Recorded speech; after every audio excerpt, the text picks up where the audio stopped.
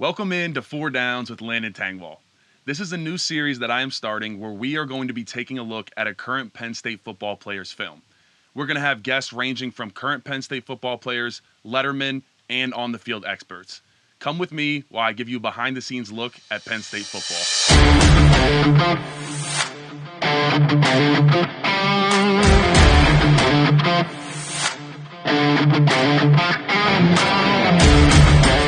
Today on Four Downs, we are going to be taking a look at KJ Winston, starting safety for Penn State football. In this first clip, it's against Rutgers, and this is KJ's first and only interception of the year, but shows off fantastic instincts on this one. And this is what has a lot of scouts giving him a round one grade, and he's starting to see himself high up in some of those mock drafts. They're still far away, but he very well has a case for the number one safety in the country. So looking at this play right here, the Nittany Lions defense comes up with 7 up. So they're really trying to confuse the offensive line. They're trying to confuse that quarterback and force him into a mistake. So I think one thing that KJ does really well here is he's cheating over. So he knows that Kalen King at the bottom of the screen is taking off. He's coming on a chop blitz, which is a cornerback blitz. So he knows that he has to replace where Kalen King is and get down to that flat zone right near the 30-yard line.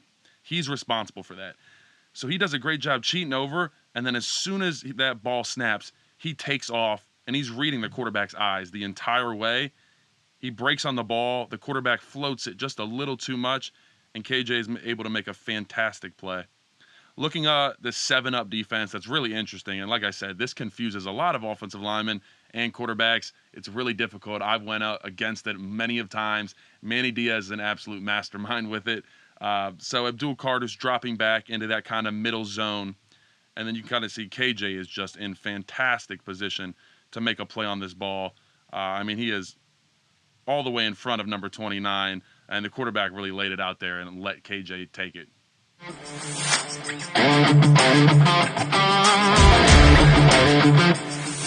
Looking at his next play against Michigan State, it looks like KJ is in a cover 3 shell where he has 1/3 of the field, meaning that number 1, Jalen Reed, has that middle, Daquan Hardy has that bottom third, and then Kevin Winston has that top third.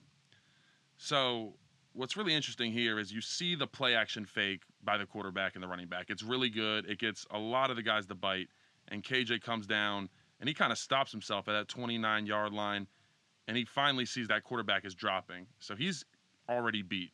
This tight end, who is about a 6'7" tight end, he's a big dude, is already past him. So this really showcases KJ's ability to recover, like an elite play on the ball.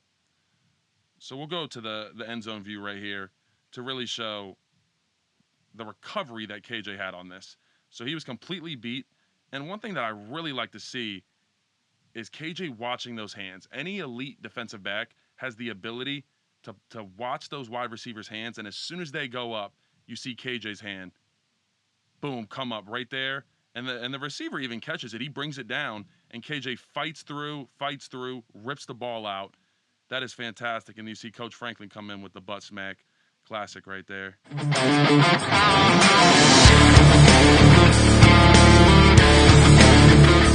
All right, this next clip is against Michigan, where they came out in a really heavy package. They had 2 extra offensive linemen, a tight end, and then Blake Corum in the backfield. And this play right here obviously is a huge gain. Some of you are probably wondering why I'm showing it, but I think it really showcases KJ's elite athleticism and really just track ability. This dude can flat out fly. So right here, they have been running the ball, and as everybody knows, I think they didn't pass the ball after sometime in the second quarter of the game. Michigan was running the ball the entire game. But so we are up here in the gaps, and KJ is really the last line of defense. So that's why he's kind of staying and not really reacting yet. He can't tell if this is a play-action fake because J.J. McCarthy does such a good job selling it. So if you look at KJ's eyes, they're still on J.J. They're still there. And then finally, right there, he realizes, okay, Blake Corum still has the ball. So this is where he puts himself initially not on a great angle. If you see him right there, he's going a little too flat. He's not going to reach Blake. But then right there, he puts himself on the correct angle and then just lets his track ability take over, flies down to make the tackle and saves what could have been a touchdown and knocks Blake out at the 20-yard line. All